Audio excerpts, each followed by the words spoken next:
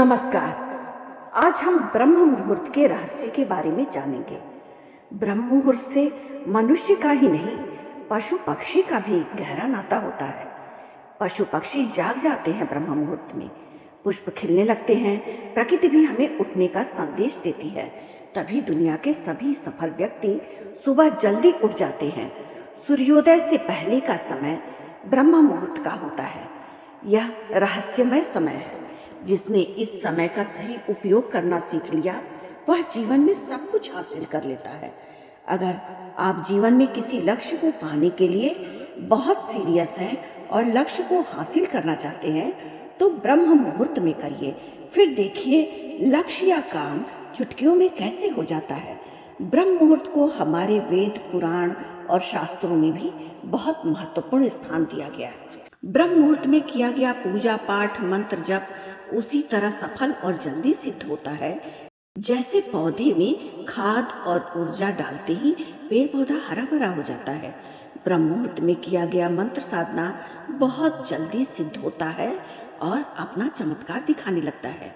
शरीर ऊर्जावान और चित्त शांत होता है। ब्रह्म मुहूर्त में हमें यह बात आती है कि ऐसी कौन सी दिव्यता है जो कि ब्रह्म मुहूर्त को बहुत स्पेशल बना देता है। ब्रह्म मुहूर्त में ऐसी ऊर्जा पृथ्वी पर प्रवाहित होती है जिसमें हमारी सोच में दृढ़ता आती है। जैसी सोच होती है वैसा व्यक्ति अपने अंदर से होता है और वैसा ही ऊर्जा समाहित करता है, पॉजिटिव या निगेटिव।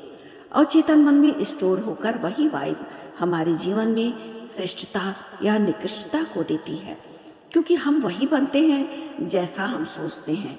दिन भर की सोच और ब्रह्म मुहूर्त की सोच में धरती आसमान का फर्क होता है।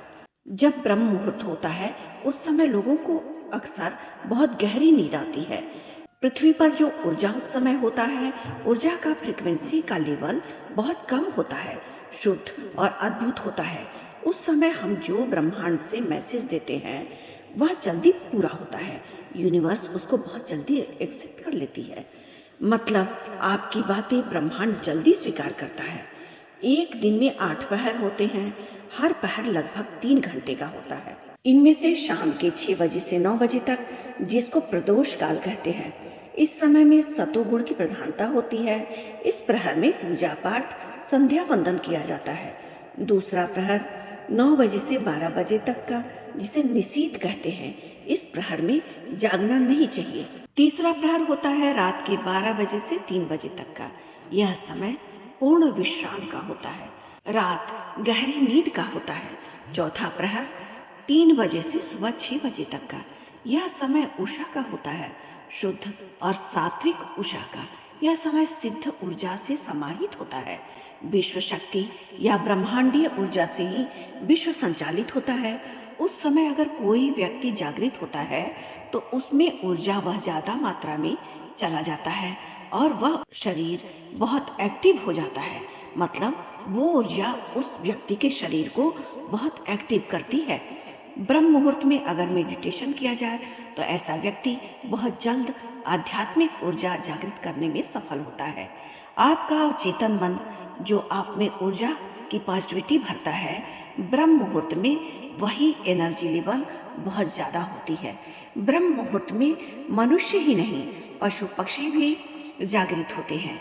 जैविक घड़ी की सक्रियता का परिणाम है कि हमारी प्रकृति में भी समयानुसार फूल खिलता है, पतझड़ आता है, सर्दी पड़ती है, गर्मी पड़ता है, बसंत या प्रकृति की बहार।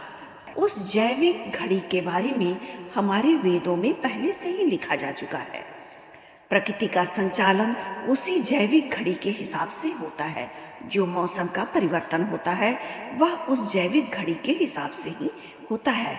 जैविक घड़ी चलायमान है। सुबह 5 से 7 बजे के बीच फेफड़ों की शुद्धि होती है। फेफड़ों की वजह से ज्यादा मात्रा में ऑक्सीजन हमारे मस्तिष्क तक पहुंचता है और हमारा मस्तिष्क तीव्र होता है, याददाश्त बढ़ती है। हमारे दिमाग के लिए ऑक्सीजन संजीवनी होता है। ब्रह्म मुहूर्त के दौरान वातावरण में शुद्ध ऑक्सीजन होता है। ऑक्सीजन के साथ हीमोग्लोबिन मिलकर के हमारे रोग प्रतिरोधक क्षमता को बढ़ाता है। ब्रह्म मुहूर्त में शांत वातावरण मिलता है। एनर्जी का सदुपयोग शांत वातावरण में होता है। छोटी छोटी बातों पर ध्यान रखने का समय है ब्रह्म मुहूर्त। इसे अमृत वेला कहते हैं। तो हमने जाना कि ब्रह्म मुहूर्त में 4 से 5:30 के बीच में कितना अच्छा होता है उठना। ब्रह्म मुहूर्त एक संस्कृत का शब्द है। ब्रह्मा का अर्थ है सर्वोच्च देवता और मुहूर्त यानी समय, सृष्टिकर्ता का समय कहा जाता है। ये ब्रह्म मुहूर्त आत्मनिरीक्षण का समय है। आध्यात्मिक अभ्यासों के लिए एकदम सही समय है। शारीरिक गतिविधियों से पाचन तंत्र बेहतर होता है। श्रीमद् भागवत गीता में कहा गया है, योगी को एकांत में रहकर निरंतर आत्मा में संलग्न रहना चाहिए। अकेले आत्म संयमी, आशा और आसक्ति से रहित रहना चाहिए। ब्रह्म मुहूर्त हमें परम तत्व से जुड़ने का संदेश देता है। सुबह 3:30 से 5 बजे के बीच में जो भगवत प्रेमी होते हैं, उन्हें लगता है कि कोई उन्हें उठा रहा है। फिर ऐसा क्यों? जबकि वह आँख खोलकर देखता है तो उसके आसपास सब गहरी नींद में सो रहे होते हैं। ब्रह्म का मतलब है परमात्मा और मुहूर्त का मतलब होता है समय। जिस व्यक्ति की आंखें इस समय में खुलती हैं, समझिए ब्रह्मांड की पवित्र ऊर्जाएं अवसर दे रही हैं। ब्रह्मांड आपको परमार्थ के मार्ग पर बढ़ने के लिए उकसा रहा है। इस समय जो काम करो वह निश्चित रूप से सफल होता है। पवित्र ऊर्जाएं ऐसे साधकों को देखती हैं जो जगत के कार्य करने के लिए ईश्वर के मार्ग पर बढ़ते हैं। इस समय में शरीर के 7 चक्र खुले होते हैं। इस समय आपकी नींद खुलती है तो समझिए पवित्र ऊर्जाएं आपसे संपर्क करना चाहती हैं। वे चाहती हैं कि आप जल्दी उठिए और साधना करिए। ये संकेत होता है आपके लिए कि आप आम लोगों से अधिक खास हैं और ईश्वर के करीब हैं।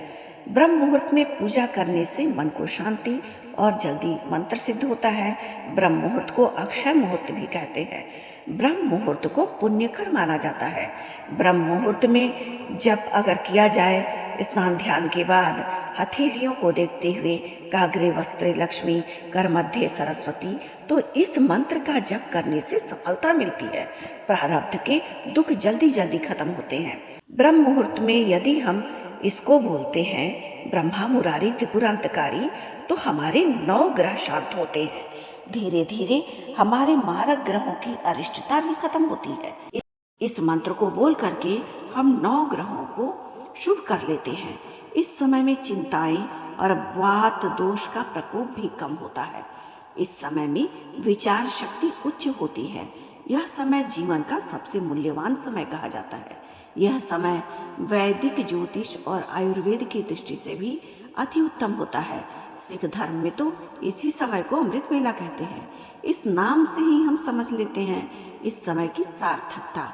ब्रह्म मुहूर्त में शरीर में चैतन्यता होता है। इस समय उठकर टहलने से शरीर में संजीवनी शक्ति संचार बढ़ता है। सुबह जल्दी उठने से बहुत सारा समय मिल जाता है।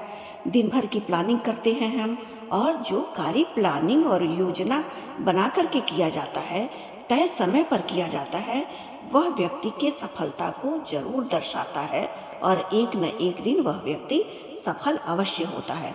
शेड्यूल बना करके कार्य करने से व्यक्ति बहुत सफल होता है जीवन में, क्योंकि वह समय की कीमत को समझता है।